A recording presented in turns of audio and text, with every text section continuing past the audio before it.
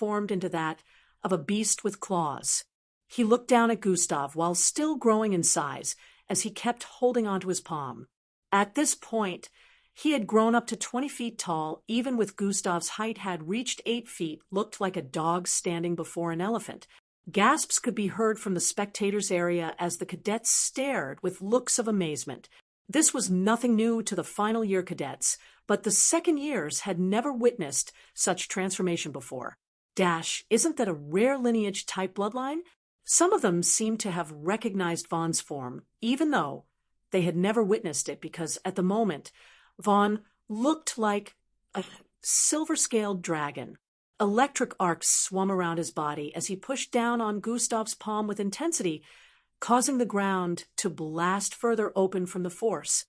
Gustav, too, hadn't expected this, but he held his own despite the massiveness of the form Vaughn had taken. His legs buckled a little, but then he managed to adapt to the change in strength and held the massive paws upwards. How is this possible? Even after taking my lineage form, he is still able to contend with me in terms of strength? Vaughn's mind was spiraling from the shock and humiliation he felt. He initially thought he wouldn't have to use all of his strength to battle Gustav, but now that he had even transformed, he couldn't believe Gustav was still able to hold on. T-H-H-H, a lightning bolt suddenly descended from the sky and landed right on Vaughn. The second years thought this was going to be the end for him, but then...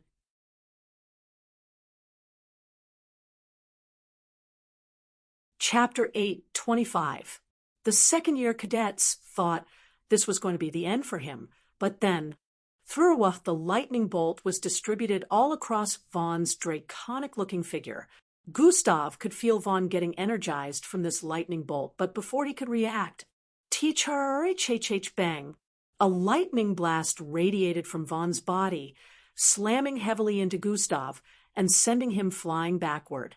The upper part of Gustav's cadet uniform turned into ash. He traveled across the air and slammed into the left side of the canyon.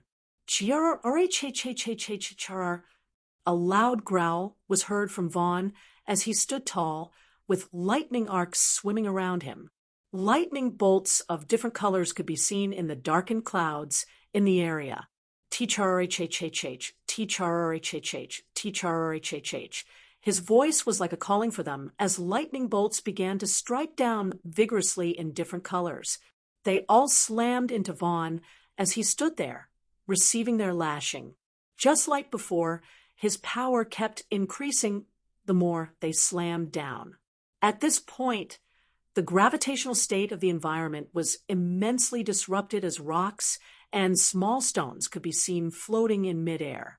Vaughn suddenly opened his mouth, shooting out massive lightning bolts joined together towards Gustav's direction before he could get out of the hole.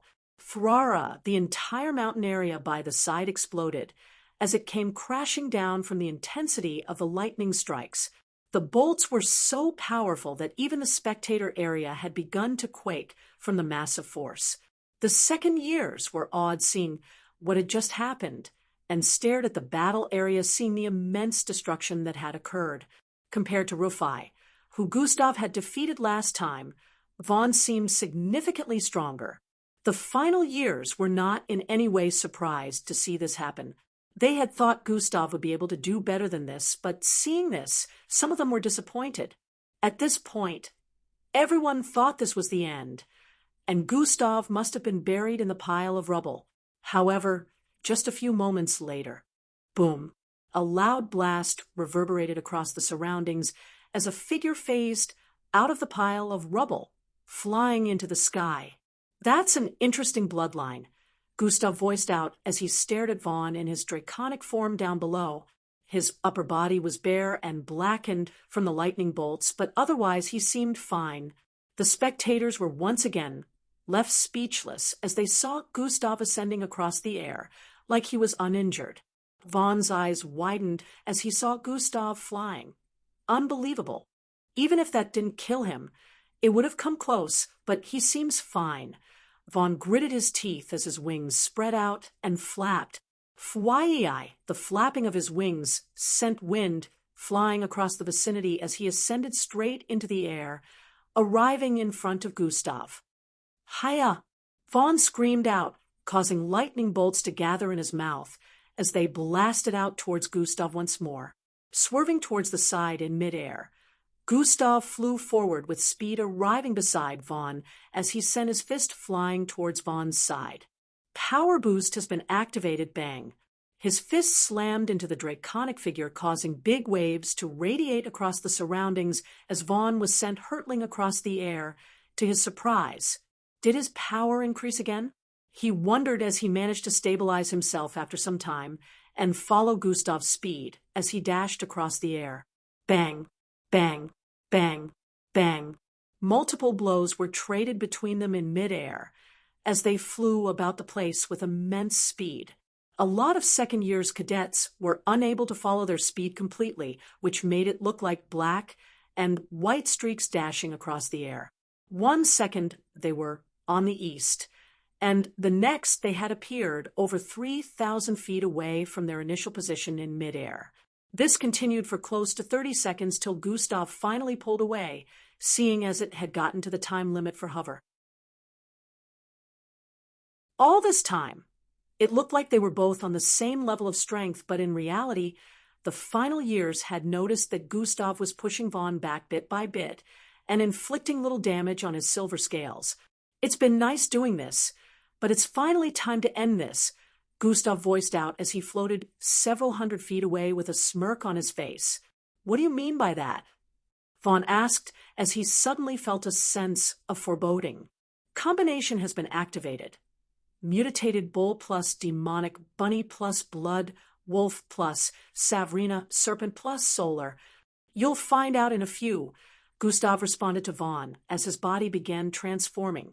Vaughn saw this and hurriedly flew forward to attack.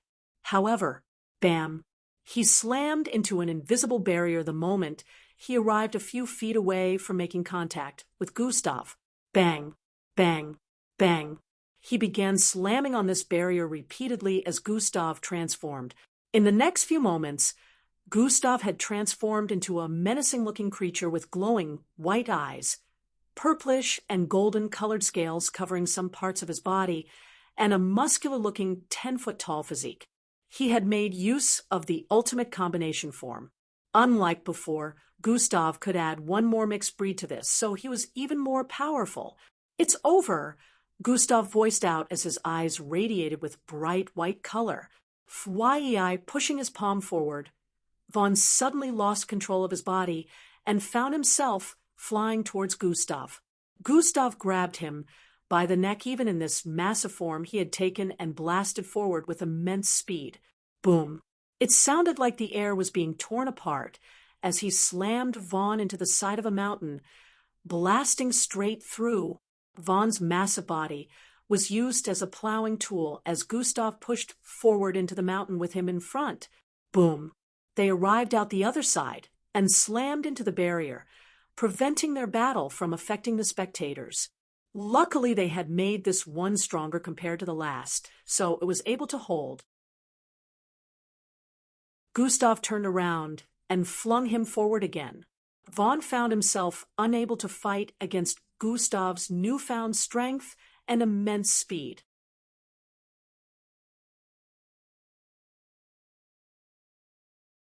Chapter 8:26. He wanted to open his mouth and blast out lightning bolts again, but Gustav suddenly arrived behind his body that was flying across the air and punched him to the ground. Bang! He slammed into the ground several thousand feet below, causing shockwaves to spread across the place as the ground caved in from the impact. Gustav stood in midair and pushed his hands downwards again. A red solar-like wave jetted out from his palm, slamming straight into Vaughn down below and pushing him further into the ground. At this point, the ground had caved in way more, and a massive crater had been formed. Vaughn could feel the intense red, solar-like wave tearing open his scales and penetrating through as his body kept getting pushed deeper and deeper into the ground. He screamed in pain as he found himself unable to fight against this power in any way. Fwai Gustav suddenly descended with speed, falling faster than a shooting star. Bang! He landed right on top of Vaughn, causing a loud bone-cracking sound to ring out across the vicinity. At this point, Vaughn's silver-colored scales were soaked in blood in some parts, while in other parts they had completely been torn off his body. Gustav looked down at Vaughn's face as he stood with one leg atop Vaughn's head and the other on the ground. Vaughn was still conscious, but Gustav had stomped his face into the dirt. "Will you forfeit yourself, or do you still want more?" Gustav asked with an aloof expression displayed on his face. GHHHRHHGT off ME. Vaughn's muffled voice could be heard coming from underneath. I guess I've been too lenient, Gustav stated as he took his foot off Vaughn's face. He jumped slightly and landed on Vaughn's back. Gustav proceeded to squat slightly and grab hold of Vaughn's pair of wings with both his hands. Vaughn's eyes widened as he felt Gustav's firm grasp on his wings. He tried to shake Gustav off, but unfortunately, he was too weak to do so. What airy you? He was about to question Gustav when he was cut short. This will give you enough motivation to give up, Gustav said before pulling both wings fiercely. A loud ripping sound reverberated across the environment as the wings were torn off Vaughn's body. Kai Erhardt! Vaughn screamed loudly in pain as blood jetted out of his back. Sounds of shocked gasps reverberated across the place as the spectating cadets stared with frightful looks. They couldn't believe what had just happened. They couldn't fathom how badly that would hurt, and wondered how this would affect Vaughn when he transformed back into a human form. Gustav held onto both wings that were as large as his current size for a brief moment, and threw them to the sides. Not only was Vaughn writhing and screaming due to pain, but also because he knew this would affect him physically. Damage like this would affect his lineage bloodline, and even using high-grade recovery pills will be unable to heal him for a very long time. I for fight. He screamed out in pain as his body began to transform back into human form. Gustav climbed off him at this point without a shred of remorse on his face. The instructors quickly deactivated the barrier and moved into the battle area to cater to the injured Vaughn. Gustav deactivated the ultimate combination form and leaped out of the canyon. Fwyi, bam! He landed several thousand feet ahead of where the spectators were situated. They cleared the way for him as he walked forward with an expressionless look. Gustav could see the look of fright in some of their eyes, and he just happened to spot the final year cadet he would be battling in the next 2 days somewhere among the crowd. A smirk appeared on Gustav's face as he stared at him for a moment while still walking away. The cadet, who happened to be the friend of Vaughn, who had just gotten defeated, gulped down saliva while trying to hide his troubled expression. Yes. Ha, you did it, man. He suddenly jumped forward out of nowhere and latched onto Gustav's back. Eldris, Falco, Angie, Matilda, and the others also phased out of the crowd and moved toward Gustav to cheer for him. Now, I'm going to be stinking rich, he screamed out again, while still latching onto Gustav's back and waving his right hand around. What are you doing, man? Teamy nearly face-bombed as he saw actions. Rich? How? Gustav asked. He got off Gustav's back at this point and laughed lightly. Y'all pay up, he voiced out as he began moving towards different spots in the crowd. The final year cadets who had bet with him had looks of disappointment as their faces squeezed up. Don't forget my share. Ada appeared out of nowhere and voiced out as well. She had bet on Gustav winning just like He went about collecting his and Ada's winnings while the others stared at them with dropped eyes. He's really conducting illegal activities on campgrounds happily. Eldris shook his head as he voiced out. In a flash, another day had gone by, and Gustav had spent all this time training as expected. He would occasionally spend time with the others and Angie when he was less busy. The hype of Gustav winning the second final year cadet still hadn't died down. And at this point, the final year cadets knew his first win wasn't by luck. This was a top 100 cadet that had been defeated. No one still knew how powerful the form Gustav took was, but they knew for sure that the moment Gustav took that form, it became impossible for Vaughn to contend anymore. They had witnessed Gustav use other abilities in the fight against Rufai, so they knew he still had other options at his disposal. This thought alone made them see Gustav as not just the strongest second-year cadet, but also one of the strongest in the entire camp. Vaughn still hadn't recovered from the injury Gustav inflicted on him despite getting treatments from the finest medical practitioners in camp.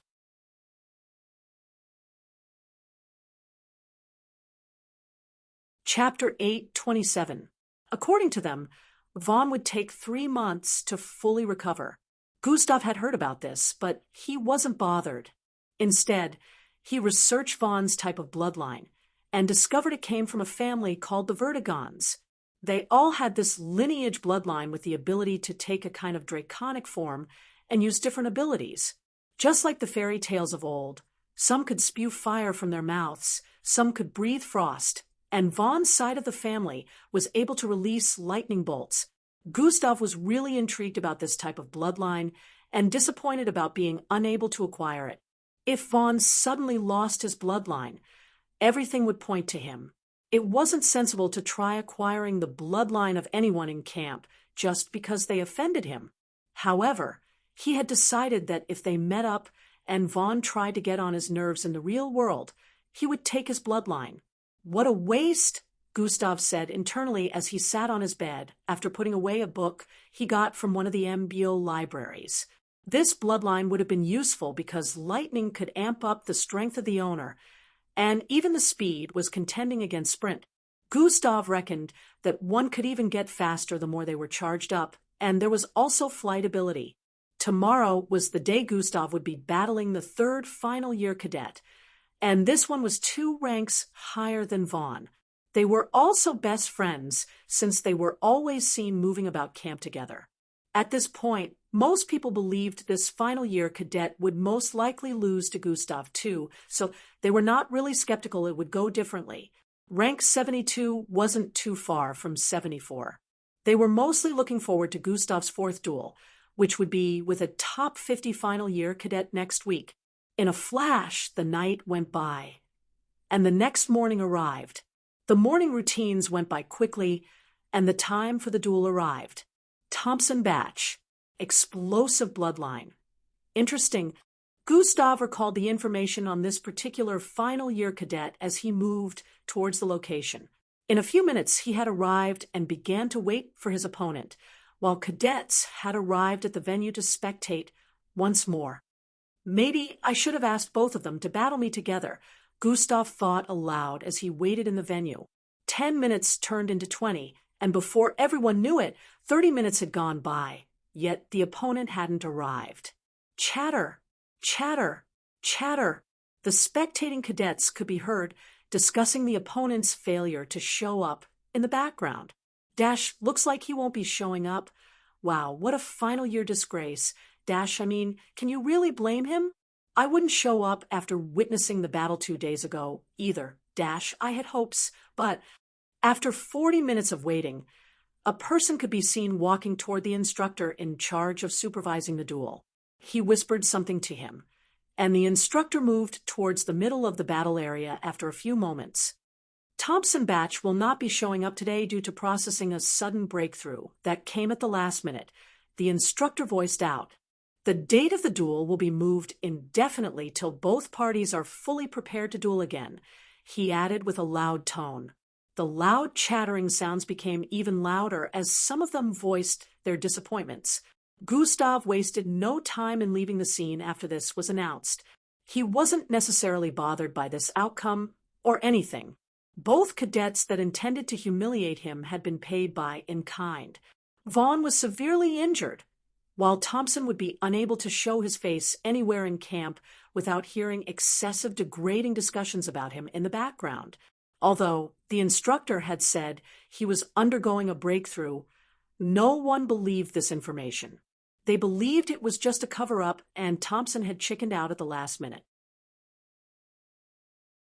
No one could really blame him after seeing the state he put Vaughn in, but they still felt it was cowardly for a final year to chicken out at the end. But it was still better than receiving an injury that would last months before it could be recovered. Gustav decided to go back to training after this. Even though this was an unexpected development, he didn't think the number 36th cadet on the final year rankings would be a no-show. This was the person he would be facing next week. So, in the meantime, he decided to focus on his training. At this point, only 2 weeks were left before he would be assigned his next mission. In the intergalactic space, a figure floated above a spherical blue mass that could be seen in the distance. Yeah, him back. I thought you were joking. It's been a while. It wanted bad to stop by for a while. And also check out that case. Well, what are you waiting for? Come straight to me.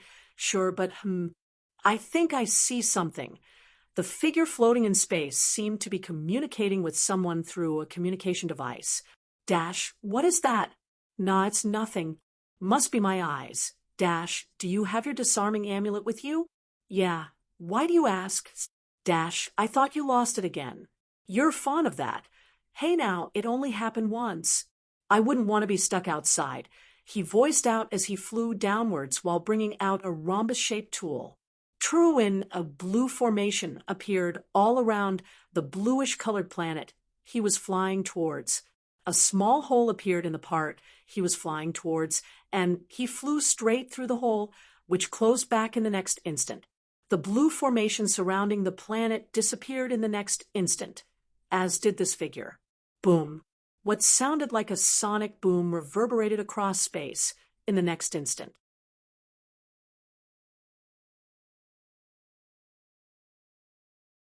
Chapter 8:28. Boom. What sounded like a sonic boom reverberated across space in the next instant. Days went by within the MBO camp, and Gustav resumed his training as expected. The quest to stay away from Endrick had a particular punishment for failure that hadn't taken effect yet. Other failure punishments, like taking 10 points off Gustav's attributes, and others had already taken effect, but this particular one still hadn't. It had been counting down all this time, and on this particular day, only a few hours were left. Why can't you just cancel it? Gustav asked. I don't have control. The moment you decided to fail the quests, there was no way to escape the punishments that would come with it. The system voiced out in his head. This is annoying. You shouldn't have issued the quest in the first place, Gustav responded to the system. I needed to keep the truth away from you. Don't worry, it'll provide you with assistance when you get teleported away, the system said with an apologetic tone. It's a good thing I already told the instructors I will be unavailable today. It would have been difficult to explain my disappearance had this punishment not been on a timer, Gustav said once more. It was around 5 a.m. in the morning, and Gustav had been awake all night, channeling his bloodline. In front of him was a notification that displayed a timer for one of the system's punishments. Punishment. Survive in an unknown part of the Shardishi planet for 24 hours. Punishment will begin in 2:34 HRs. Gustav wanted to facepalm, knowing there was no information on this planet anywhere within the MBO camp, so he was just going in blindly. He didn't know that the system had already scanned the MBO camp beforehand to pick a place unknown before it added this to the list of punishments. Right now, Gustav was just waiting till the appointed time. He didn't know what he would be facing there, so he had prepared himself for the unexpected. Gustav filled even his storage device with different items ranging from survival tools to small technological items. In a flash, hours went by, and the set time finally arrived. Love. 2. 1. Gustav looked around at the last second before. Zing. A bright flash of light encapsulated his figure, and he disappeared the next instant. At the same time he disappeared, drills had started for the day in camp. Fortunately, Gustav had also told his friends he would be unavailable, so no one would be coming to knock on his door in the next 24 hours. Everyone believed he was probably reaching a breakthrough point in his bloodline channeling. Gustav found himself standing under a starry sky in the next few moments. The stars in the sky were clustered together in various formats, taking different shapes with some forming weird imageries due to that. Some of them were large to the point where they looked like miniature moons. The entire environment was covered in transparent pinkish fog and floating flickers of white light. The visibility of the environment was greatly lowered due to this, and the white lights within this world of pinkish fog looked dense. Gustav looked down and could barely see his foot. The pinkish fog was denser closer to the ground, and lighter the higher one looked. On the western part of the skies, 2 gigantic blade-shaped moons could be seen positioned right beside each other. 4 smaller spherical-shaped moons could be seen by their sides. and every small moon was of the color indigo, while the bigger ones were lighter with a shade of blue. There was no doubt that Gustav was currently in another world. No oxygen, Gustav voiced out. The air felt murky and stagnant when he tried breathing earlier. Fortunately, Gustav had already pictured a scenario where this was a probability, so he took a shot of a drug that provided the lungs with enough oxygen to last him 12 hours. When the 12 hours were up, he would take another shot of the drug, which would make it possible for him to stay here without breathing for the next 12 hours. He was supposed to be here. Another thing Gustav considered was the gravitational force of the planet. So, at the moment, he had a custom-made backpack that would assist him in staying on the ground if the gravitational force was similar to that of Earth's moon. After looking around and seeing nothing else in the distance, Gustav decided to start walking. With every step he took, pinkish dust would scatter underneath his feet, causing the pinkish fog in the surroundings to increase.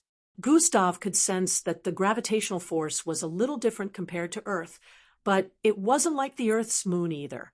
God Eyes has been activated. Gustav's vision traveled very far as he looked up ahead to observe the surroundings. Right now, he could see as far as 60 miles, and there was nothing noticeable in the environment. He looked east and west as well, but still there was nothing. After walking for some time, Gustav stood in place. I only have to survive. Who says I have to move around for that? I could just stand still in one place, Gustav voiced out. You can't do that, the system stated. Why not? The punishment just asked me to survive, Gustav questioned with a look of confusion. Remember I said I would help. I will pass on some information about this planet to you right now, the system said. In the next moment, Gustav's eyes turned listless as information began to flow into his mind. After a few seconds, he returned to normal. Oh, so that is why I can't stay in one position, Gustav voiced out while looking at the ground. Below his kneecaps area was densely covered in this pinkish fog that he could barely make out the ground. It's better to find an higher ground first, the system added.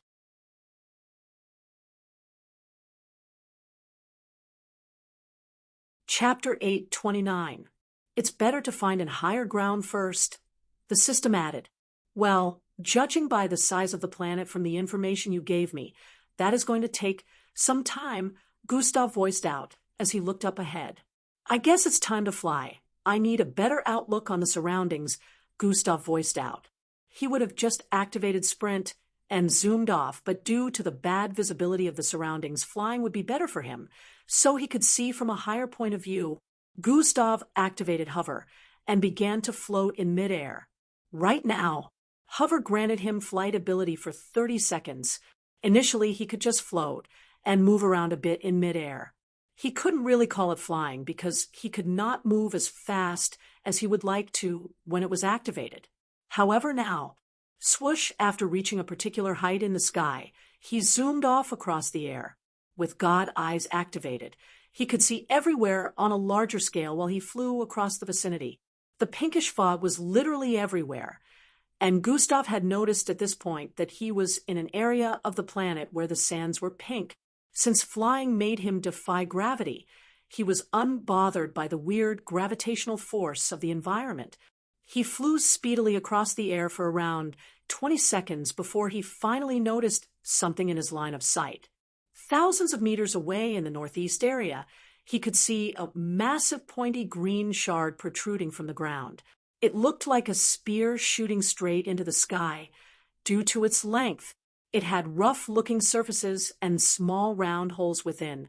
Gustav flew in that direction, and the closer he got to it, the more he realized just how big it was. Are you sure you want to go there? The system asked. Gustav already knew what the system was referring to, and it was the fact that places like these were considered breeding houses for a type of insect-like species that survive on this planet. Yeah, I didn't forget the information you just gave. Hover is about to run out of time and deactivate. High ground is needed, and this is the only one available so far, Gustav voiced out in response. Not only was he using God eyes to scan the area as well as his perception, but he knew well that they wouldn't find any other high ground for hundreds of miles. Hover had a time lock whenever it ran out of time and was deactivated. Gustav wouldn't be able to use it again for about 10 minutes, so the plan now was to land atop that massive greenish-looking shard protruding from the ground. FYI, Gustav ascended further in the air for about another 1,000 feet before he arrived at the top area of the greenish shard. The top was a bit pointy and sloppy, but Gustav managed to find his balance as he landed on it. The top was big enough to cover around a 20 feet wide radius, and holes could be seen all over that faintly displayed the inside of the massive shard. Each hole was around the size of a palm, so Gustav couldn't fall through even if he stood above any of them. Gustav held onto one side of the top of the shard and stood in place looking around. There was nothing to be seen for miles, just as expected. He had decided he would wait till the time lock for hover was over. He didn't want to make use of the ultimate combination form for flight purposes because that depleted a lot of energy, and he wanted to make sure he had enough to last him this 24 hours since he didn't really know what to expect. The system had given him some information on this planet, but even the system had limited information about this place, so he could only make do with what he had. Anything unexpected could happen at any time.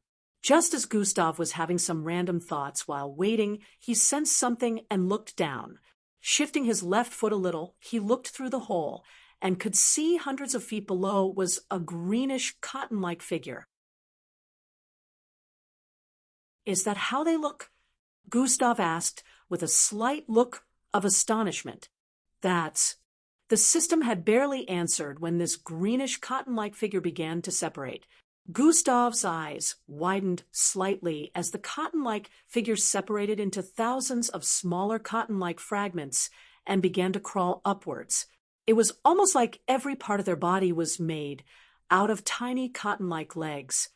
"There's a whole lot of them," Gustav voiced out as these things began to crawl upwards speedily. At this point, he could tell they were most likely coming for him. "I really don't want to find out what they can do so." Gustav's hands lit up in flames in the next moment. Fruum, bluish flames blasted out of his hands towards the holes beneath. The tongue of flames collided with these cotton-like creatures and set them ablaze. Some of them began to rapidly drop like moths that had been lit up. After a few seconds, Gustav eased up on the flames and looked through the holes again. The massive ball of the cotton-like figure had cleared up, as well as the many of them crawling up the walls within the shard. Gustav heaved a sigh of relief after he saw this, but in the next instant he sensed movement once more. God Eyes has been activated. His eyes glowed up as he looked through the top of the massive shard-like structure. Gustav's eyes slightly widened as he spotted these same greenish cotton-like figures far beneath the shard-like structure. They were clustered together and pulsating like a heart, so much that it gave one the creeps. Unlike the small numbers Gustav saw them in earlier, this time they were way more numerous.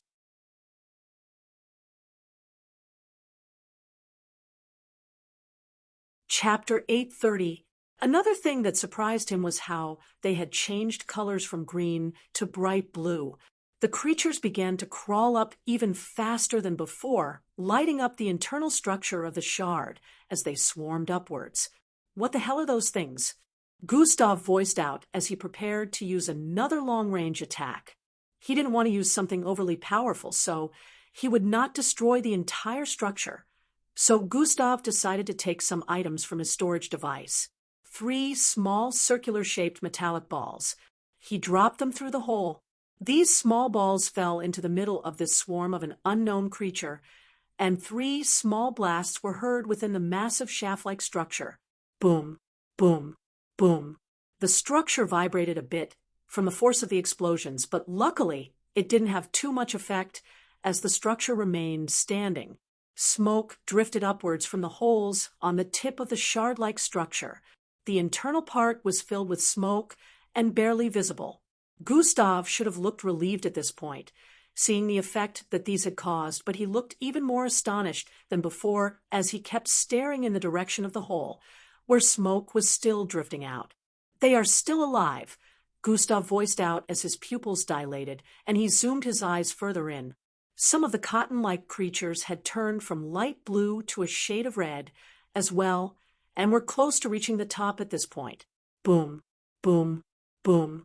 Flames with a mixed color of red, blue, and green began shooting out from the holes. Gustav quickly moved away, dodging one of the finger-sized flames that flew out of the hole he was staring into. SHHHHSSHHHs. The air sizzled from the hotness of the thousands of flames shooting upwards out of the hole. Gustav had to start swerving across the top of this shard to dodge these thousands of small flames jetting out with little to no space around. Moving back, once more on the west side, Gustav's foot slipped as he got to the edge, and his body slanted backward as he nearly fell off. His upper body slanted to the point where his back would almost be at ground level if he was standing on the ground. Pushing his body upwards, Gustav quickly moved to the side to dodge another one. "This is troublesome." Just as Gustav voiced this out, the cotton-like creatures began to climb out of the shard. They instantly headed for Gustav as they piled up on each other in different sets of swarms. An atomic blade appeared in Gustav's hand as he began to swing them across the place. Swai slash. He was finally using an attack that affected these creatures as the atomic blade disintegrated the ones it made contact with as he swung out repeatedly. Host has killed alien life form Garklewort plus 5,000 EXP. Host has killed alien life form Garklewort plus 5,000 EXP. Host has killed alien life form Garklewort plus 5,000 EXP. However, anyone that was not snuffed out instantly and only slightly damaged would explode. Gustav found himself nearly falling off the top of the shard again as the first explosion took him by surprise, which triggered others as well. On the part of the shard Gustav was standing on, cracks appeared, and in the next moment, he had his foot stuck in a hole that had been created due to the top giving away. Ugh! Gustav groaned as he felt stings on his left leg. Toxins have infiltrated host bloodstream. Toxins have infiltrated host bloodstream.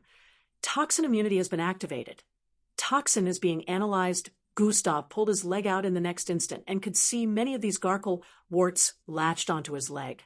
Gustav covered his entire left leg in milky-colored light, knowing flames wouldn't harm them as he shoved them off. They began disintegrating into nothingness, and more notifications popped up in his line of sight. Gustav's leg was now freed of them, but not only had it turned green, but he could also barely feel his left foot, and many more of the Garkle warts were headed for him in such outrageous numbers they had formed what looked like balls of cotton the size of a human. Going down might be the best option now. "It'll just destroy this entire structure," Gustav voiced out as he decided not to hold back anymore. "You can't do that," the system responded in his head. "Why not?" Gustav asked with a slightly annoyed look. "Look down." The system started with a tone of urgency. Gustav turned his face to the side and looked down. The pinkish fog had turned red, and just like it was when pink, it was denser the closer in proximity it was to the ground. It started, Gustav voiced out. He nearly face-bombed at this point because the timing couldn't be any worse. Going down was no longer an option, and he needed to keep this structure standing. Toxins have been successfully cleared from host bloodstream. Gustav felt his leg returning to normal as this notification popped up in his line of sight. "All right, enough of this. It'll just make my high ground then," Gustav voiced as his entire body glowed up with milky-colored light. Boom! A wave of atomic disintegration energy phased out of him, obliterating all the Garkle warts in the vicinity. But, unfortunately, the part of the shard Gustav was standing on wasn't spared. As the blast of milky light disintegrated everything in the vicinity, a quarter of the top part of the shard-like structure also disappeared. Fly-high Gustav began to fall at this point into the shard-like structure, where more of these creatures could be seen hiding. His body bloated as his skin turned green. The moment he arrived within the middle part of the shard-like structure, he stuck his fingers into one of the holes, which prevented him from falling farther in. Placing his other hand on the internal walls of the shard, icicle-like rocks began to shoot out of the wall. Kryle krol krol.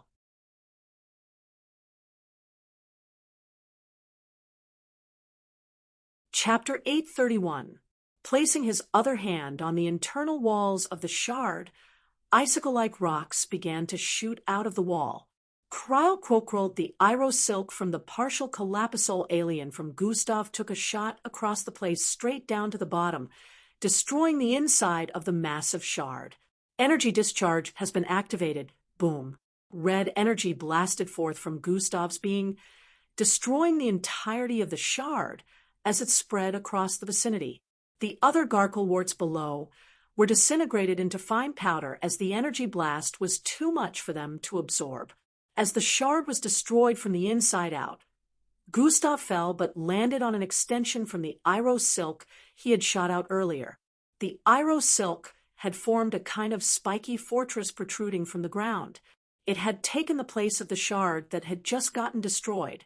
Gustav held onto it and allowed the icicle-like rocks to multiply immensely, which allowed them to shoot further into the ground and form an even sturdier fortress as he stood atop it.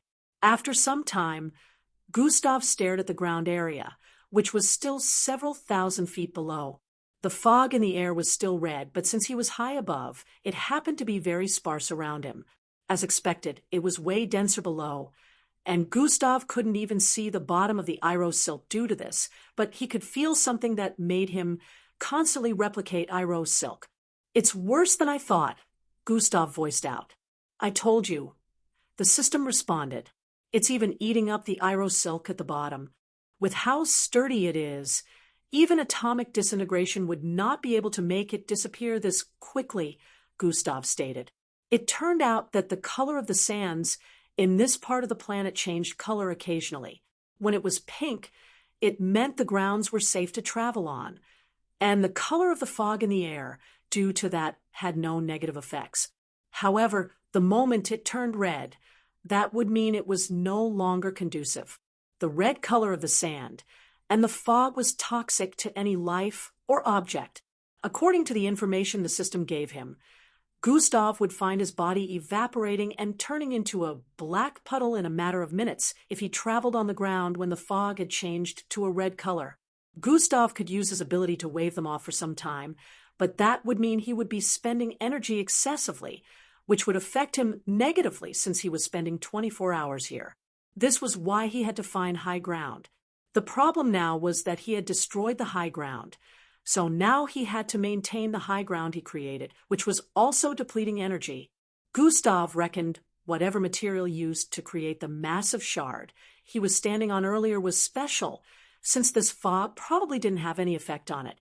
His Iro silk, on the other hand, had to be replicated by the second at the bottom area, or everything would come crashing down.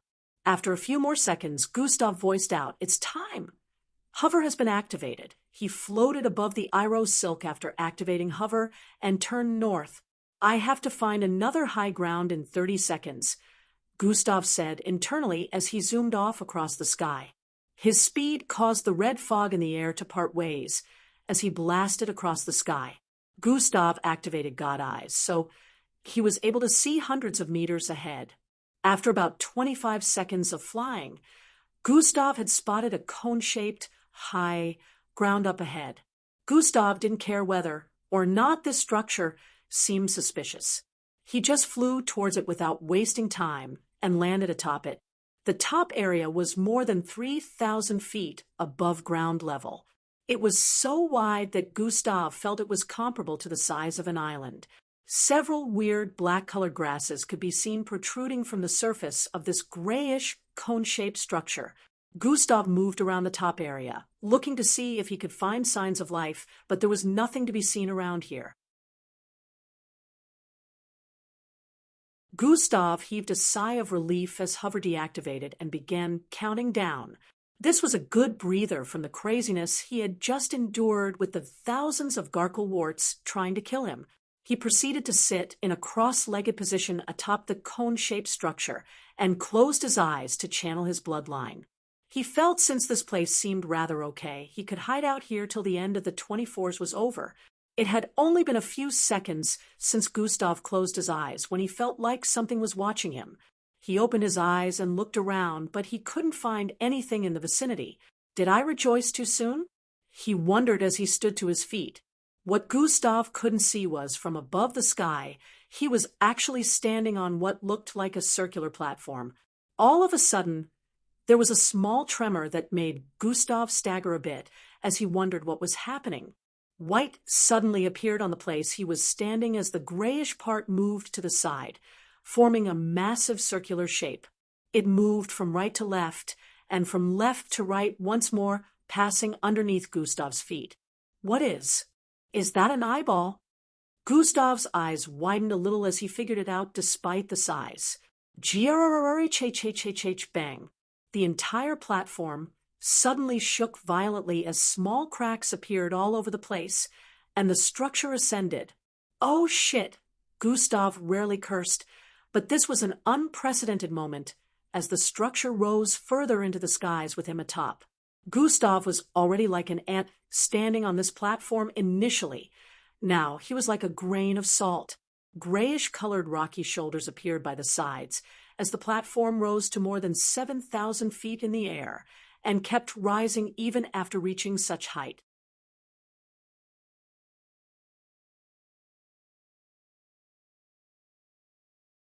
Chapter 832.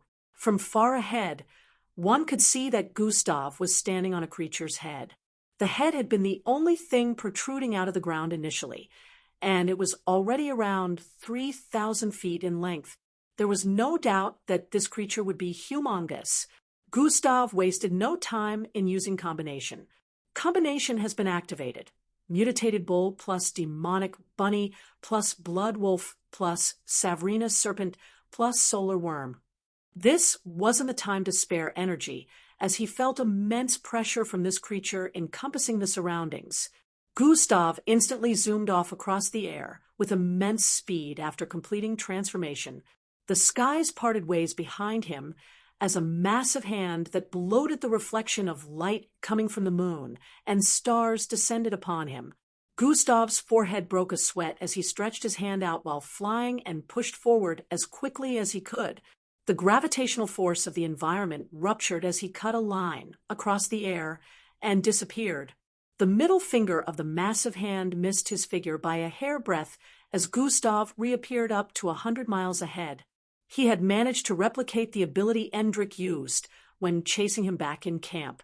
Gravitational ability branched off telekinesis and space manipulation, so he was able to replicate that same ability in a moment of danger. Bang! The gigantic hand landed on the ground, causing red dust to blast across the vicinity as the fog in the area increased in density. Even though Gustav had managed to outrun the gigantic hand, the wind stirred across the air, and the red fog sent him spiraling across the air.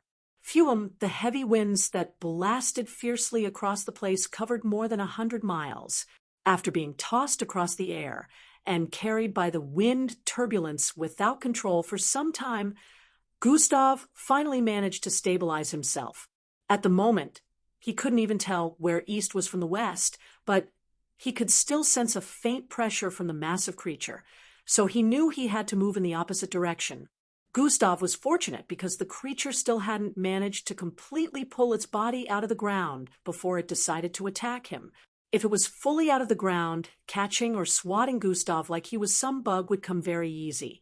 Gustav flew across the air for many minutes, not wanting to stop and transform back, even though he was spending a lot of energy maintaining this form. He just wanted to make sure he had given himself a lot of distance between himself and whatever that creature was supposed to be. You have to be careful. According to my data, that was a Hyderia giant. There are still about 10 of them that exist on this planet. Fortunately, they stay very far away from each other due to enmity, but so there are low chances of you running into one for thousands of miles. The system voiced out. That thing cannot be referred to as a giant. It's too humongous. It's practically a walking city. Despite the system's reassurance, Gustav's guard was still well up. What he had just witnessed was enough to traumatize anyone. If others had been in his shoes, they would have most likely pissed their pants. Gustav didn't doubt that the creature would be no shorter than the MBO Tower in Plankton City that was so tall it reached space. After flying for some time, Gustav found another high land and returned to his human form. However, the moment he did, another issue came up, and this place began to experience some weird weather turbulence. A tornado made out of a firestorm appeared, and one made out of water appeared. Another one made out of wind with lightning strikes within appeared around here as well. The red fog that nearly got him the other time was being stirred up, and he had to leave this high ground before it would get to him. Gustav activated hover once more and flew away from this place, looking for another highland. Scenarios kept playing out where he would run into one bad situation after arriving on high land. It was as if this entire world was out to get him. There was danger everywhere, and Gustav couldn't catch a break. He had said he would make sure he spent very little energy, but right now he had already spent a quarter, and only 6 hours had passed since he arrived here. "This is all your fault," Gustav voiced out to the system as he fought a group of weird-looking snake-like creatures on another highland. "Oh, come on, don't cry over spilled tea," the system voiced out in response. The entire place was crawling with them, and no matter how many Gustav killed, more would appear. He was waiting for Hover to finish counting down as he cut down these venomous-looking creatures. "I thought you said you were going to help? You haven't really done anything," Gustav kept voicing out with an annoyed tone as he swung the atomic blades in his hand, repeatedly slicing these creatures' heads off. The system didn't want to interfere too much, knowing Gustav could learn from this experience. Difficult situations always lead to improvement. Proof of that was Gustav making use of the same ability Endrik had used to chase him back in camp. However, Gustav wouldn't stop complaining that this was the system's fault, so it finally decided to assist more. Host has been granted 2 times EP boost for the next 12 hours. Host has been granted 2 times HP boost for the next 12 hours. Skills time lockdown has been reduced by 70% for the next 12 hours. As Gustav saw the notifications, he nodded in satisfaction. At this point, Hover was now available for use again. Hover has been activated. Whoosh, Gustav lifted up into the air and zoomed off. He only had to survive for 12 hours more before the punishment would end.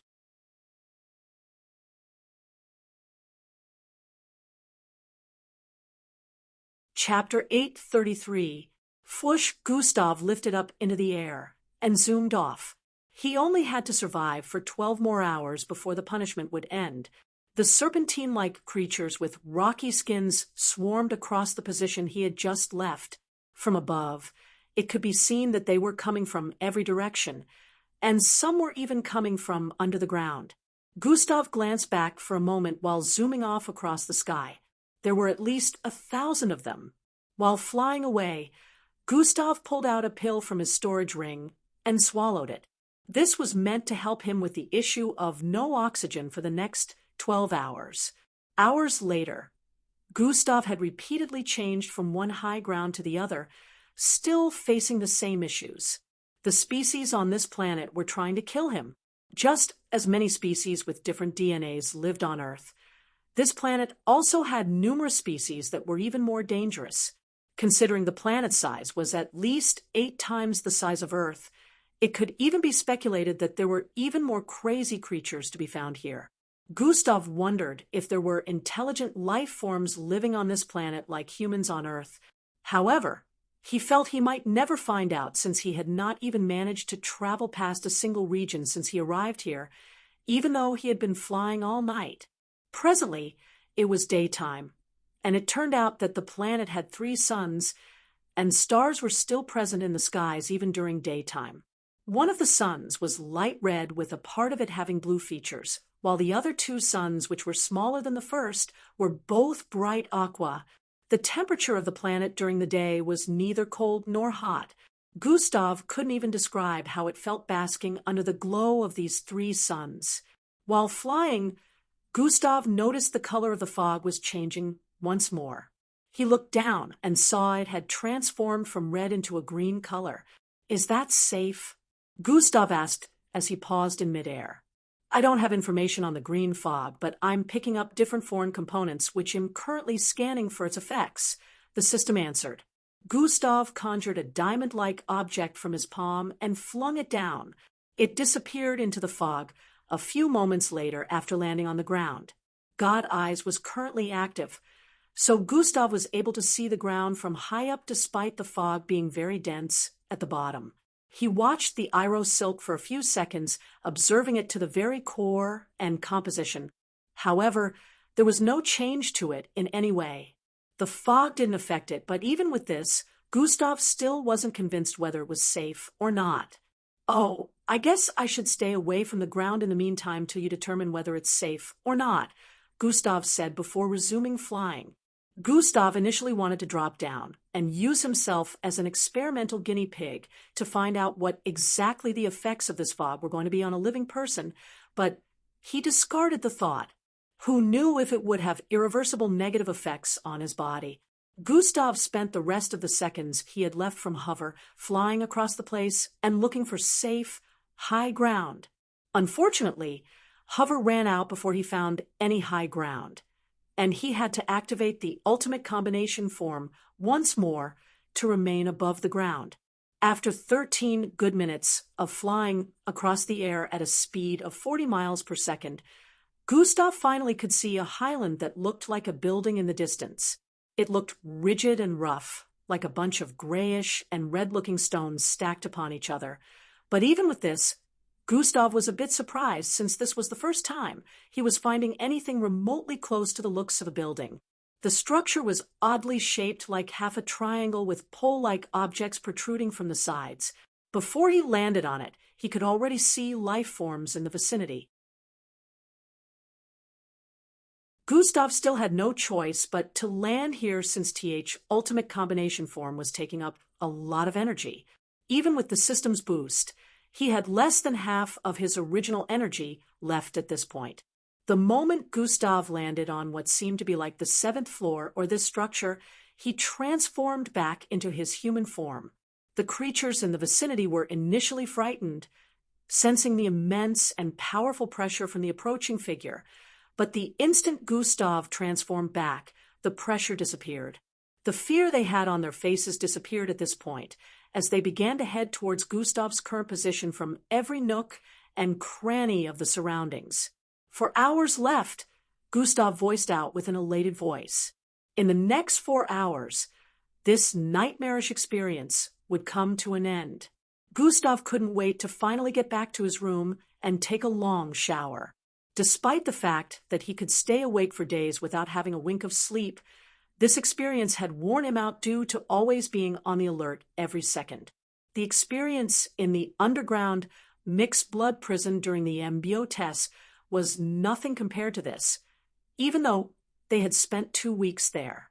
If he came here with the strength he had back then, he wouldn't survive an hour in here. Gustav turned to the side as he sensed figures approaching. If they created this, then they are slightly intelligent. I should try talking to them first before anything. I might be able to stay here for the next 4 hours and rest, Gustav thought as he began walking across what seemed to be a rough corridor. There were holes on the walls by the side that could not be called windows since they were so large. It felt like the inside was outside. Check out my WSA 2022 story cultivation. Through Gaming It has been rebooted with new chapters as well. Smiley face.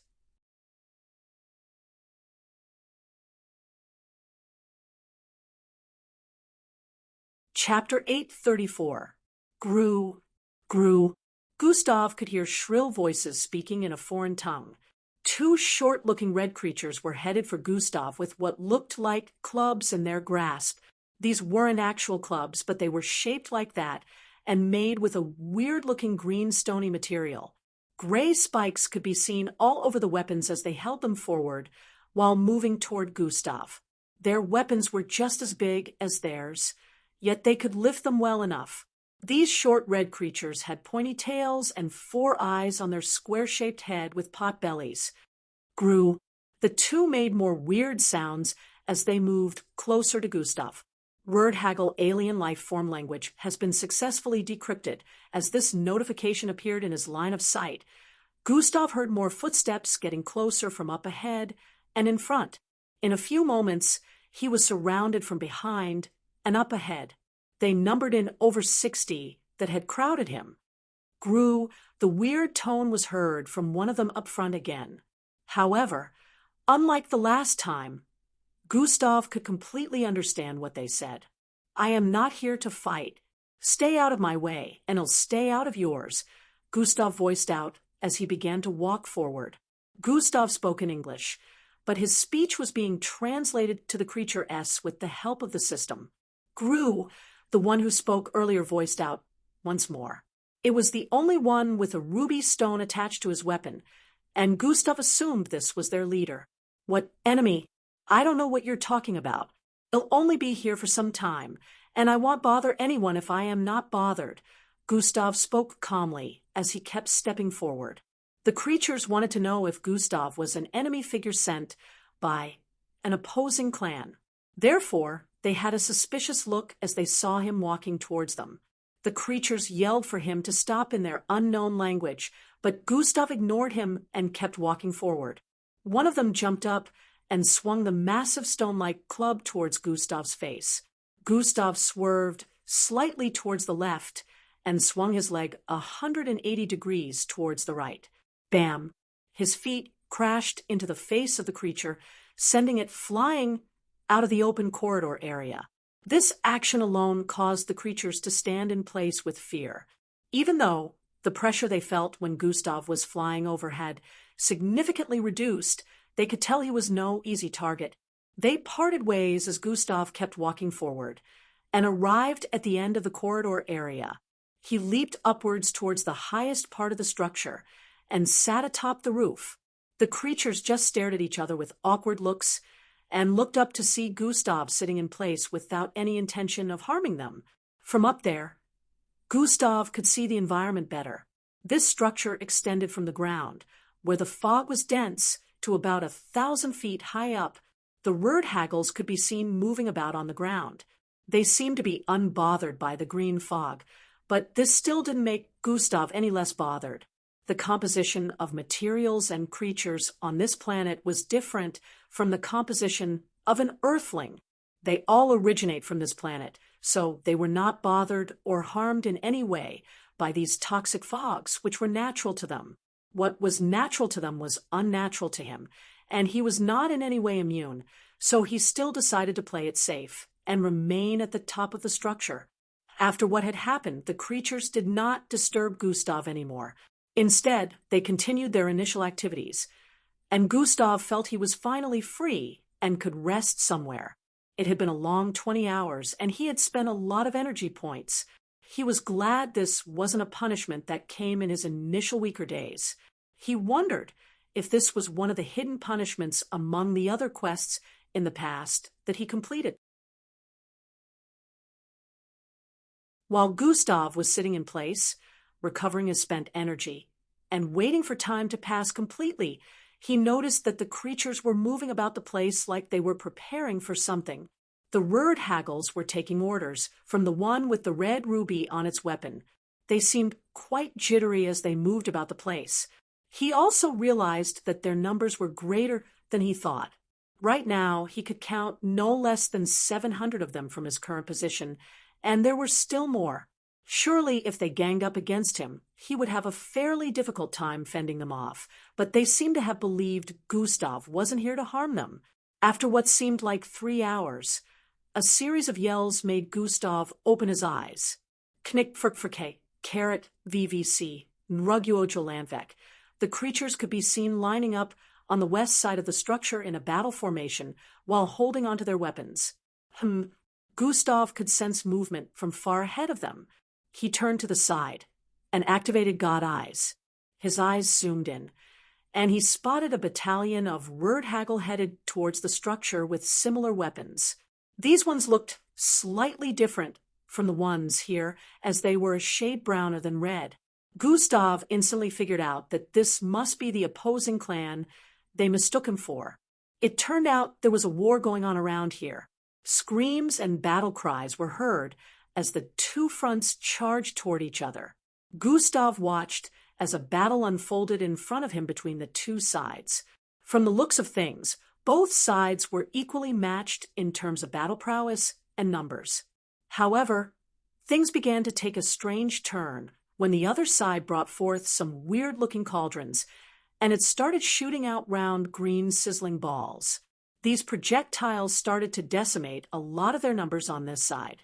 Gustav kept watching as the battle turned heated by the second.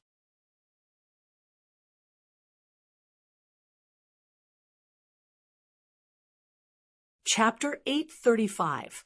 The Wordhaggle clan that owned the structure was putting up a good fight and tried as much as possible to decrease the other side's numbers.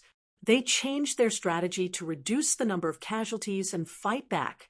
Gustav suddenly felt movement from the east and turned to the side. His eyesight zoomed in on that area, and he noticed large numbers headed towards the structure as well. These types of wordhaggles that were headed for the structure also looked a bit different, which made Gustav believe they were probably from another clan. Skirmish on both sides? Gustav voiced out with a contemplative tone. He wondered why other clans would choose to be enemies with this one and attack them. But Gustav was sure they wouldn't be able to handle attacks on two fronts when one was already difficult. As they drew closer, the Wordhaggle clan Gustav was currently and became aware. They panicked, but they quickly took battle formations and brought out some new weapons. 30 minutes left. I should be able to hold out easy. At this point, Gustav stood to his feet and walked forward to the ledge of the roofing. Get back! He yelled out towards the wordhaggles of this clan. Even though they were over 1,000 feet beneath, they heard his voice clearly. The system, too, had translated his voice to their language, so they understood. They first had confused expressions on their faces till they saw Gustav leap downwards. A wave of milky energy covered his figure as he descended with speed and pressure. Bang! He landed on the ground, causing the greenish fog to scatter across the vicinity. His body was currently coated in layers of atomic disintegration energy, so the fog could not get to him without disappearing. The instant Gustav landed in front of them and stretched his hand forward, gravitational displacement has been activated. Swoo, the other side, which numbered over 500, found themselves floating in midair as Gustav activated that energy. Fwy, Gustav dashed out with immense speed while atomic blades appeared in his hand. The wordhaggles behind could only see a white line zigzagging across the place and in midair, along with bodies getting sliced into multiple parts. Blood rained down across the battlefield as Gustav wreaked one-sided havoc upon the place. Slash, slash, slash. It only took a few minutes for him to turn over 500 wordhaggles into incomplete corpses. Get back into the fortress, Gustav voiced out once more. The wordhaggles, who had awe-stricken looks, did as they were told and began moving back into their weird-looking structure. Gustav leaped across the air over the entire structure and landed right on the other side where the new enemies were closing in on. One should be enough, he voiced out as a purplish orb cackling with red. Electric arcs appeared in his line of sight. The enemies were still over 10,000 feet away, which Gustav considered being a safe distance from here. Pushing his palm forward, the orb flew with immense speed in the direction of the incoming enemies. This new Wordhaggle clan headed overnumbered in the thousands, and they even had some giant ones in their midst. They were charging forward intensely with malicious intent written all over their faces. One of them suddenly spotted the orb as it flew over. They spoke their strange tongues again as they saw it flying towards them. One of them tried to catch it, but it evaded them and flew right into the middle of the horde.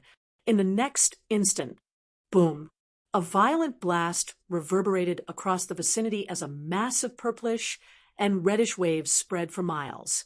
The word haggles and everything around them were obliterated into smithereens as a big cloud of blue mixed with red and purple appeared ahead. The destruction was so immense that even the residual energy slammed heavily into the structure and caused it to quake immensely. The ground still vibrated for many seconds before everything returned to tranquility. At this point, Gustav leaped back towards the rooftop of the structure and sat down. 20 minutes left, he muttered and proceeded to close his eyes again. The word haggle had looks of confusion and bewilderment as they looked up to the saver. Gustav just sat there acting like he didn't do anything. However, they knew just how much his actions had saved them. The word haggles were overjoyed and glad they had just left Gustav alone. Seeing his prowess, they believed he could have obliterated them as well if he was their enemy. In a flashover, 18 minutes had gone by, and now Gustav was just counting the seconds until he was teleported back. He stood to his feet and looked around. Finally, the time has come. He knew for sure that he wouldn't miss this planet. Except for the fact that it was a fascinating-looking planet. It was not conducive for Earthlings to stay here. He most likely would be able to survive for a long time here, but there were too many dangers on this planet, and he wasn't powerful enough to say he could explore the entirety of it without getting killed. Gustav mumbled as he spotted the Word Haggle clan leader climbing upwards to come to meet him. He was accompanied by 2 other word haggles, RRYYFFCCHLVVBF Carrot. The leader voiced out as he moved closer to Gustav while unwrapping an object covered by weird-looking leaves. What? You want to give that to me as a reward? Gustav said with a slightly surprised look. The leader answered affirmatively as it unwrapped what seemed to be a circular-looking jewel, despite being transparent. It was translucent in composition, and a flicker of silver glowing light could be seen in between. Gustav could feel a weird type of energy coming from this, but there was no time to analyze it at the moment. He received it from the leader of the clan and nodded. Thanks, Gustav voiced out. Host will be teleported back to planet Earth in 5, 4, 3. It's time to go, Gustav said as he kept the stone in his storage device. 2, 1.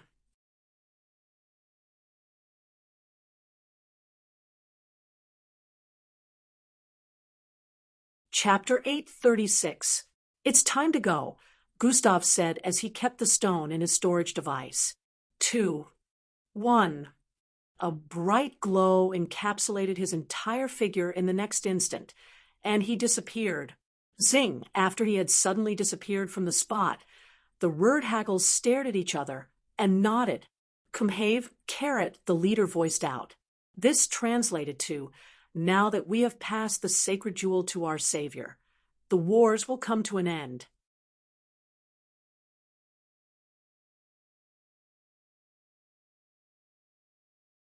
Chapter 837. The buildings rose back to their initial height, and everything in the vicinity that was initially sinking.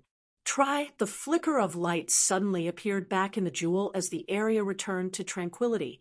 What was that? Gustav asked with a look of confoundment.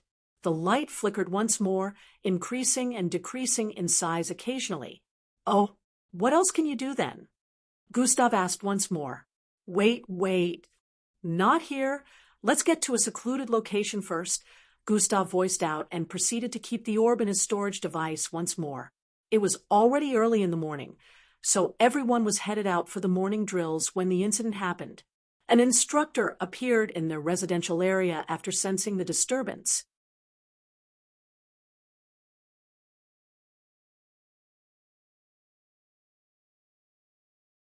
Chapter 838. Come at me, Gustav. Let me see what you're made of, he added. Gustav didn't know whether to see this overly confident or cocky, but one thing he knew was that Felicio gave off a feeling different from others. An unknown feeling of assuredness and superiority. Swoosh, wasting no more time, Gustav darted forward with immense speed. It was never his intention to battle an opponent this way, but Felicio had left him no choice. He swung his right palm forward the moment he arrived behind Felicio. Palm strike has been activated, Swy.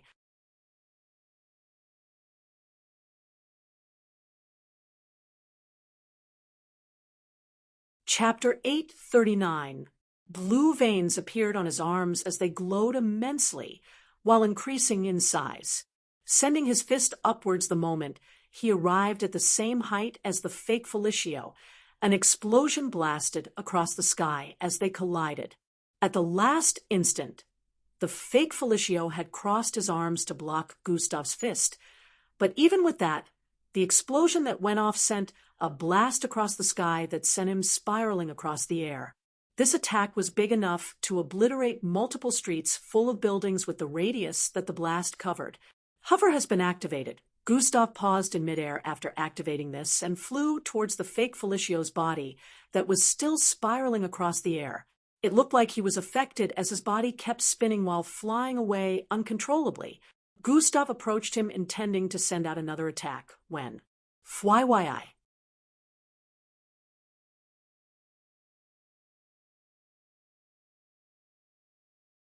Chapter 840.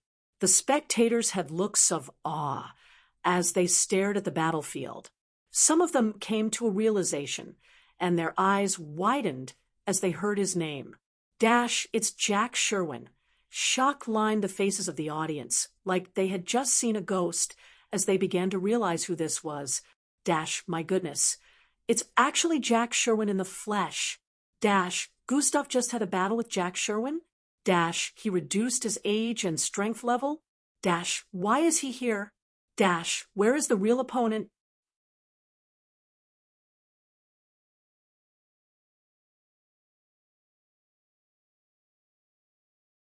Chapter 841.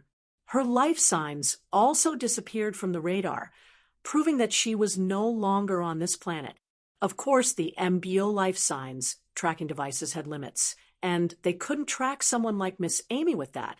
However, it was possible to tell if the person was still on the planet or not using the life signs tracking devices. Miss Amy had disappeared from the Earth 4 months ago and had been unseen and unheard of since then.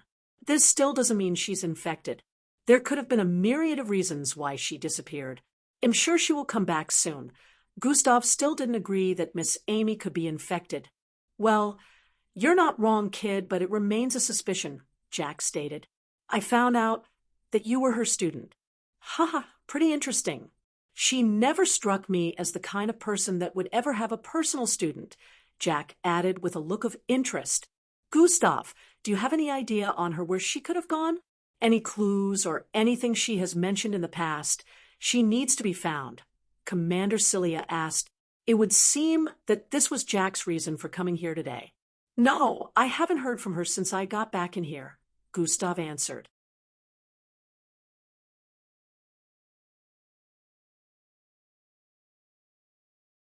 Chapter 842. There was also something else Gustav had decided to try in finding Miss Amy.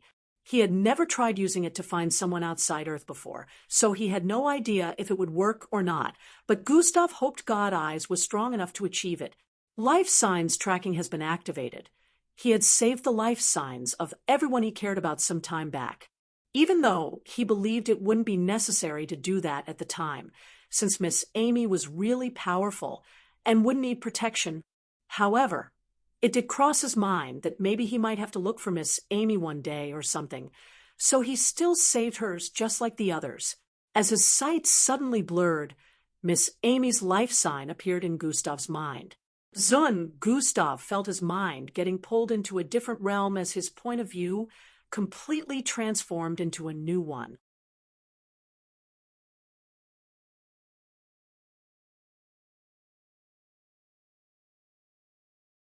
Chapter 843. Increasing the speed and entering an engine-generated wormhole to increase flight travel, knowing what to avoid in space, and so on. Officer Mag couldn't believe her eyes when they moved across space smoothly before Gustav piloted the spacecraft back down after a few minutes. The only thought that came to her mind at this point was, he's an all-round genius. At this point, she started questioning if there was anything Gustav couldn't do. Since the special training would be ending in a couple of days, the instructors had already informed Gustav that they would be holding a test for him. They didn't tell him what the test was going to be exactly, but he knew to expect it to be related to everything he had learned during the period of the special training. On this particular day, Gustav was in a secluded part of camp, right beneath a space underneath a waterfall. This space was practically inexistent before, but Gustav created it by blasting a massive hole in the rocky part behind the waterfall. He used his gravitational ability to cause the waterfall that would have been flowing into the hole to flow in reverse.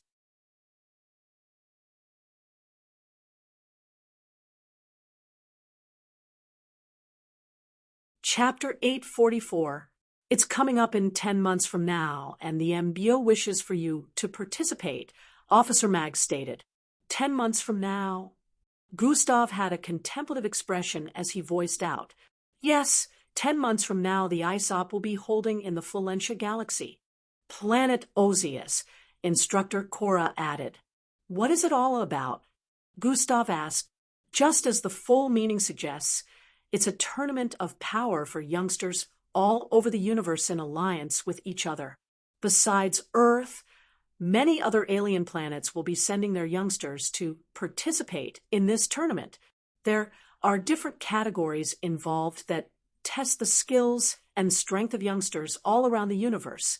Not only does winning bring glory to one's planet, but it also brings about different rewards, such as mineral resources from all over the universe being gifted to the winning planet. The winners also get rewards that not only add to their riches, but also helps in improving their strength even more. The most important profit of all is that whichever planet wins gets to lead the Alliance for the next 100 years, and there are boons that come in accordance with that, Officer Mag explained.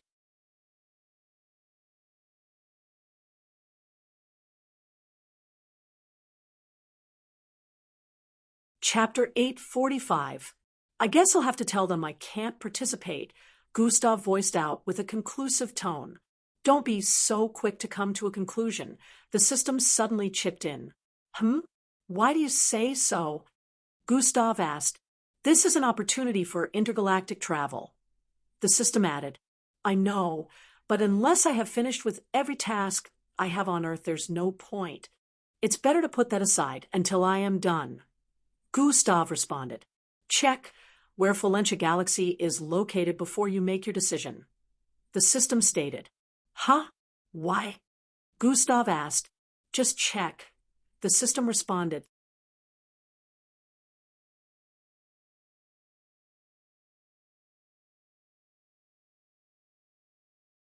Chapter 846. To their amazement, Gustav was almost 2 times faster than before, which showed immense progress. Now, for the last segment, the 5 instructors surrounded Gustav from every direction. For this part, there's a triangular token on one of us. You have to try and get it by any means possible while we try to stop you. It is unknown who holds the triangular token amongst all 5 of us, but you have to get it in no more than 10 minutes, Instructor Cora explained. Gustav practically had to battle all 5 of them, while still trying to get this so-called triangular token. It was also unknown who was holding this token. Gustav looked around. The instructors were all peak kilo ranks except for Officer Mag, a Delta rank, mixed blood already. This would be tough, considering they weren't going to reduce their strength in the last segment. The only boon Gustav felt he had was his speed. The difference between a kilo ranked and an Echo ranked mixed blood was very high despite being only 1 rank apart. Gustav's strength was already more or less that of a kilo ranked already, but these were peak kilo ranked mixed bloods, while Officer Mag was just on another level entirely compared to the others.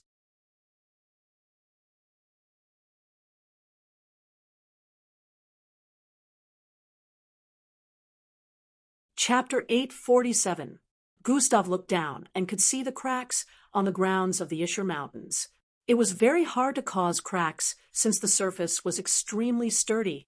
A smirk appeared on Gustav's face as he lifted his right foot, which was transforming into a beastly shape with dark brownish scales and looking extremely muscular. Bang! He slammed his foot on the ground in the next instant, causing the ground to cave in as debris scattered across the vicinity.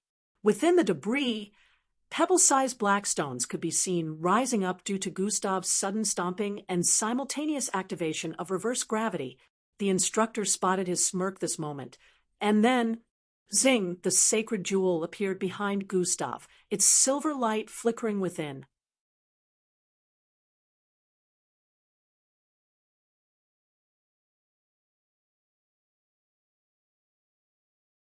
Chapter 848. Since different mixed breeds had different abilities, some were more dangerous than others despite levels 40 to 47 having around level 8 mixed breeds. Even when the cadets went in parties, it was extremely difficult to go below level 40. Gustav had decided he would completely visit every nook and cranny of the dungeon and reach the lowest level, level 47. Looks like I will finally be able to use my Yarki at full strength, Gustav thought with an expression of interest. He had never really gotten the chance to use it at its full potential, and this might be the chance for him to do so. He had refrained from using it against the instructors because he still wanted it to remain hidden that he had such a power. He didn't know if anyone might recognize it. Although there were cams even in the dungeons, most times there were disruptions in the feeds due to outbursts of energy both from cadets and mixed breeds, so it was hard to tell. This way, Gustav wasn't worried about being spotted, and he planned on reducing the range of his Yarki as he very well knew it could cover a much larger area now.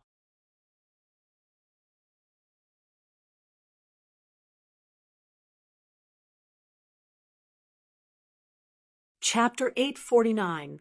But this was the last thing it would ever see as Gustav charged forward the moment its axe arm slammed onto the ground, Sui-Hai eyes slashing towards the side.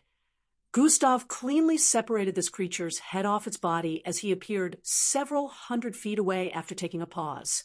Bam! The headless body fell to the ground as blood spread across the vicinity while the atomic blade disappeared from Gustav's hand. Shriuwe, bam! An opening appeared on the right side of this large rocky underground space. Gustav turned to the side and confidently walked towards the opening, leaving the battleground of destruction and blood behind. He had handled that relatively easily because Gustav was capable of dealing with anyone below the kilo-ranked level regardless of how strong they were.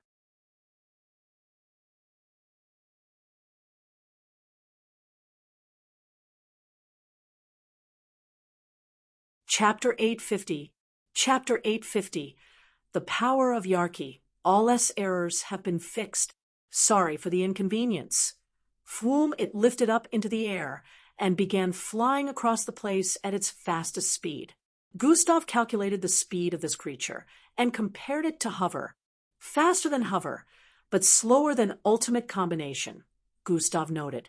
He felt this would be good for a default flight ability, considering hover had a time limit. Using transformation would only cost him energy points, so he wouldn't have to worry about reactivation or falling out of the sky, or overly depleting energy from activating ultimate combination form. Gustav commanded the creature to fly downwards, and it landed in front of him. Gustav squatted slightly and dug his fingers into the body of the creature, adding to the pain it was already feeling. No expression of empathy could be seen on his face as he activated Bloodline Acquisition. Bloodline Acquisition has been activated. Does host wish to extract Flame's Death Ace mixed breed form? Yes/no, Gustav proceeded to answer affirmatively and began the system extraction process. In a few seconds, it was done, and the creature turned into ash. Host has killed a level 82 Flame's Death Ace. Plus 2 500,000 EXP, Gustav looked around and could see the other creatures still subjected to the power of his Yarki. Gustav moved towards the one on the right and poked his index finger forward. The moment it made contact with this flame death ace, the creature began to disintegrate. It burned up and slowly turned into ash. Host has killed a level 80 Flame's Death Ace. 2 million EXP. The new features that come with my evolved Yarky are quite interesting, Gustav voiced out as he began walking towards another Flame's Death Ace. According to the records, there have never been a cosmic superior being with this type of Yarky. The system stated. Yeah, you did say it evolved, Gustav responded as he arrived in front of another one and poked his finger into its forehead. TSSHHHHSSHH, the creature disintegrated as well, just like the other two. Host has killed a level 80 Flames Death Ace. 2 million EXP. This isn't normal at all. Moving to the next level of cosmic superiority would have been longer than this. The system added.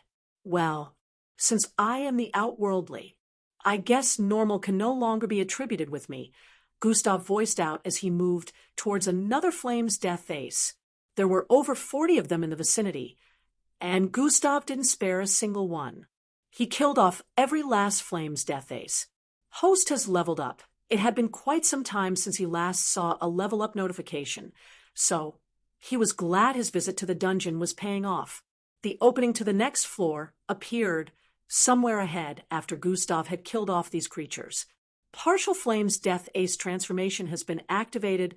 Large bat-like wings phased out of Gustav's back as he lifted off the ground and flew towards the opening with speed. After leaving this floor, several figures appeared on the same floor a few minutes later. What happened here? This floor has been cleared? There are ashes everywhere, and the pungent smell of flesh. Looks like a powerful team already took care of this.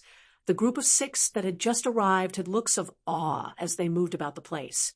There were usually different spaces on the same floors, which meant a group could be battling the same type of creatures as another group on the same floor, but they wouldn't come into contact with each other.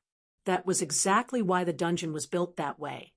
Even if different groups advanced to the same ground level at the same time, they would be in different spaces to avoid meeting up, but it seemed this time a mistake had occurred, as this group that had just cleared level 39 were sent to the same space in level 40 that Gustav had just cleared. Fortunately for them, they were able to move onto level 41 without having to fight any battle, but the opening ahead led to the same space Gustav had just headed in, which meant that when they moved further, they would bump into Gustav up ahead. Let's hurry up and meet up with the group so we can work together. This might have been a mistake, but it could work in our favor, and we may be able to break the record of surpassing level 42, the person who seemed to be the group leader voiced out. The other 5, who were also final year cadets, nodded in understanding and followed after him towards the opening that led to the nest floor. They ran down the stairway that led to level 42 as quickly as they could, arriving on the next ground. To their surprise, this place had been cleared as well. Despite being a dark area, they could still see scorch marks and ashes in some areas, which depicted a battle had gone down. The group had come out victorious once more, and the opening up ahead that led to the next level was still active. Level 42, the leader of their group voiced out with a look of excitement. The others, too, were all excited as this hadn't happened in at least 4 years since the last 2 batches. During Miss Amy's time, the dungeon wasn't in existence, so it was difficult to tell whether her batch could have cleared it or not. Let's go, the leader voiced out. This seems like cheating. Only one of them, who happened to be the second girl in their group, voiced out with a dissatisfied tone. They paused as they heard that. Avery, are you saying you don't want to come along? The group leader voiced out. Lich, we ain't doing this with our own strength. A group is just clearing the path for us, Avery stated. So what? The only thing that matters is we scaled the 42nd floor, or the dungeon. Our names will be passed down in the MBO camp annals of history, Lich voiced out with a passionate tone. This feels wrong, Avery stated once more.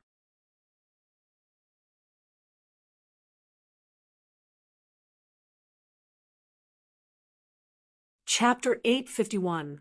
Chapter 851. Door to death. All right, then stay here on your own. Y'all can come with me, unless you're deciding to chicken out like her, Lich voiced out before running towards the opening. GRRHHHH, the opening up ahead began to slowly close up. The others, who were initially hesitant, wasted no time in running forward. As they saw the opening closed up, whether or not the glory belonged to them, they didn't want to miss such an opportunity. Only one person stayed behind with her, while the other three followed after Lich. Bam! The moment the opening up ahead closed up, both of them turned around and decided to head back. But suddenly, Thias, a new opening appeared on the east side of this floor. Avery looked to the side and already knew this opening probably led to a different space on the 42nd floor. "Should we check it out, Cole?" she asked. "It's just the two of us. We're not powerful enough," Cole voiced out in response. "If we can't win, we'll use the emergency token, and they'll get us out of here safely. It's better than taking glory that we didn't work for," Avery stated. Cole gave in and followed her towards this opening. In the next few seconds, they were headed down the stairway towards level 42. As they headed down with caution, they arrived at the 42nd floor of the dungeon. The instant both of them arrived on this floor, they noticed the scene looked similar to that of the former floor. There were ashes in different corners and the pungent smell of roasted flesh as well. "Looks like the group that cleared the previous floor went in through here," Cole voiced out as he spotted the similarities. "Then where did Lich and the others head to?" Avery's eyes widened as she voiced out. Both of them turned to face each other with a look of realization. They quickly turned around and began to head back to the entrance that led to this floor. Meanwhile, in another space on the 42nd floor, bang, boom, boom, sounds of intense collision and explosion rang out as massive mixed breeds looking similar to humans with eagle-like faces and shells on their backs surrounded a group of four. This group of four yelled out as they tried fending off this group of mixed breeds with different powerful attacks. However, no matter how much they tried, they had only slain one of these creatures who had the ability to move the massive truck-sized shells on their backs to any part of their bodies and prevent attacks. Not only were they extremely sturdy, but they were also powerful and were holding onto some kind of pillars. Each pound from a pillar caused a destructive force that spread across the vicinity and sent some of the cadets flying. It looked like an impossible battle, as over 16 of these creatures crept in on this group that kept sending out enough firepower to total streets if this was a battle happening in a city. "If you're out there, help us. Let's work together." Lich kept screaming out as he sent forth attacks, but there was no response. "There's nobody here. We have to use our emergency token and get out before we get killed," one of the group members voiced with an urgent expression as he also did his best to fend off the creatures. "No, we have to break the record and go beyond the 42nd floor today. They must be around somewhere. Help us."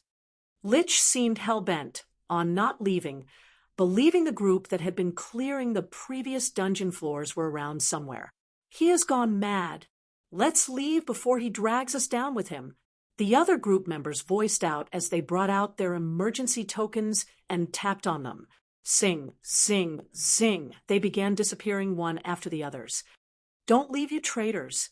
I'll take all the glory for myself then," he shouted out as he stomped on the ground with anger and charged forward. In a few moments, despite all his outrage and use of destructive abilities, he was surrounded and trapped in their midst. "No, help me. Let's work together. Aurora," he screamed out as these creatures grabbed hold of him from different parts and tore him to pieces before he could use the emergency token.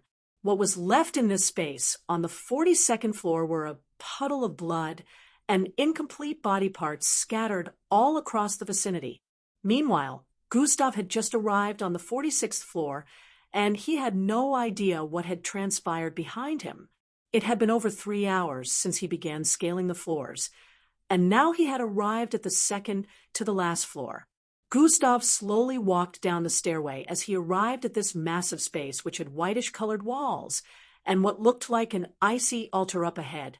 A massive spike of ice that extended up to the roof could be seen. Gustav walked forward as he spotted what looked like massive chains wrapped around the spike of ice. Gustav was still thousands of feet away from this exalted white altar that covered a large space, but he could see the chains clearly wrapped around the massive spike of ice.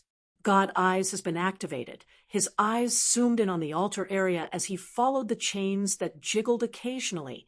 Why is it chained up? Gustav voiced out with a confused tone as he spotted the massive creature the chains were connected to. The creature behind the ice spike shooting to the ceiling of this space had shackles surrounding its neck, and the chains wrapped around the ice spike were connected to the shackles. Gustav looked around and could see that this was the only creature present in this space, which made him wonder, wouldn't this make it easier to pass level 46? He had no idea why this was happening, but he resumed walking forward. Outside the dungeon, a commotion was stirring. What did you say? A group cleared the 42nd floor?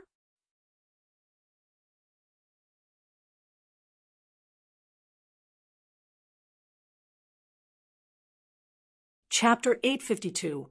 Chapter 852. Lord Tabitha what did you say? A group cleared the 42nd floor? What? Someone was left on the 42nd floor? The place erupted with commotion as the cadets at the entry points voiced out. The group that was initially down there with Lich was filling the MBO officers guarding the entrance on what had happened. Inform the instructors they'll go down there with Igor. We might still be able to save him, one of the guards said to his colleague before moving into the dungeon. At the same moment, Avery and Cole arrived on the scene. They also gave the guard their own narration mentioning what had happened, and adding that a group had already cleared the 42nd floor, and may have cleared the one after already as well. Did you say this group already went past level 42? One of the guards asked with a look of astonishment. Initially, it was confirmed the group got to this level, but it was unknown whether or not they had scaled the level. However, from Avery and Cole's narrations, it was certain that this group had broken the record. We have to inform Commander Cilia urgently, another guard voiced out. They wouldn't get to that level, right? Another stated with a troubled look, that's why we have to inform her before they get there. The other guard responded as they began to split into groups. Some headed into the dungeon to check on Lich, who didn't return with the others. Some headed in to go after the group that was said to have scaled the 42nd level, and the others headed towards the main hall to find Commander Cilia. We should still have time. We should be able to inform Commander Cilia before they get to that level. These were the thoughts of some of the guards headed toward Commander Cilia's office. Little did they know that not only were these floors being scaled by a lone individual, but the floors had almost been scaled completely, with this person arriving at the second to the last one. While all the commotion was ongoing at the surface, Gustav had arrived before the exalted altar. The temperature in this region had dropped drastically, but he wasn't bothered in the slightest. The ice spike was so long that he was like an ant standing before it. The massive chains were each the size of a human, and it was so long they extended high up.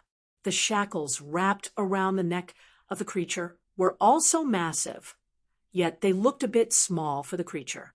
Looking closer at the creature in captivity, it had a massive horn in the middle of its forehead that was at least thrice the length of an adult. It had a serpent-like body with crocodile-like limbs and greenish scales. Its horn was glowing brightly like with fluorescent-colored light, and it could be seen that a weird, snowy-colored haze was spiraling above the massive horn. Its eyes were closed, but its body occasionally bloated and decreased due to its breathing pattern. This creature was the size of a skyscraper, and Gustav was like an ant before it. Gustav scanned the features of this creature and determined it was definitely not a level 80 to 89 mixed breeds like the rest.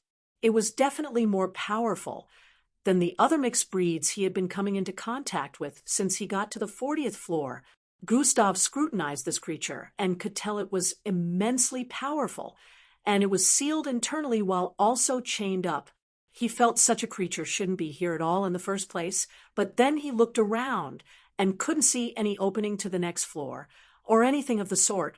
What am I supposed to do? Gustav wondered as he took slow steps forward. Surely he wasn't supposed to kill this creature because he felt this would be too powerful to handle for even full-fledged MBO officers. This was still a cadet training ground, so obviously no group would be able to kill this creature. It wasn't as large as the rocky-like creature he came into contact with within the Shardishi planet, but it wasn't too far off in size.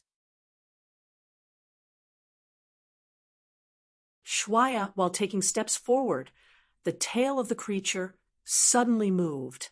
It coiled and swerved about the place softly. In the next moment, flicker, flicker, the two gigantic eyeballs of the creature opened up, and it stared down at Gustav. Via Checham, a massive pressure suddenly descended upon the place as the creature slowly positioned itself to stand on all fours. Gustav paused his movement at this point and stared up at the creature. For some reason, he was unfazed by this pressure and didn't try to keep his distance from the creature or anything, despite the fact that it was close enough for it to trample upon Gustav without the shackles interfering. What do we have here? A mixed blood after so many years. The voice, surprised by the creature, boomed across the place. It speaks. Gustav voiced out with a surprised tone. What do you mean by it? Have some respect, kid. I am a he. Call me Lord Tabitha. The creature voiced out with a tone of disdain in response to Gustav's remark. Lord what now? Gustav voiced out while raising one eyebrow. Tabitha, the creature stated. Okay, Tabitha, Gustav responded. You forgot, T.O., add the Lord in front, the creature said with a solemn tone. Oh, my bad. Tabitha, Gustav said once more. Lord Tabitha, Lord, don't forget that. The creature yelled out once more. Sure, Tabitha, Gustav nodded slightly while still looking upwards. You. The creature had fumes blowing out of his ears at this point. Seeing this puny-looking, mixed blood in front of him remain unwilling to obey, what exactly are you, and why are you chained here? Gustav asked. How did you even manage to get here, mixed blood? And no one was supposed T.O. ever reach this level, Tabitha voiced out while scrutinizing Gustav. Interesting. So, no one was supposed to get here. Now, that someone did manage to get here, what is supposed to happen next? What is your purpose of being placed here? Gustav asked while squinting his eyes in suspicion. You're tuning into the Mystic Fist YouTube channel. Don't forget to subscribe and join us on this journey to catch the most captivating stories.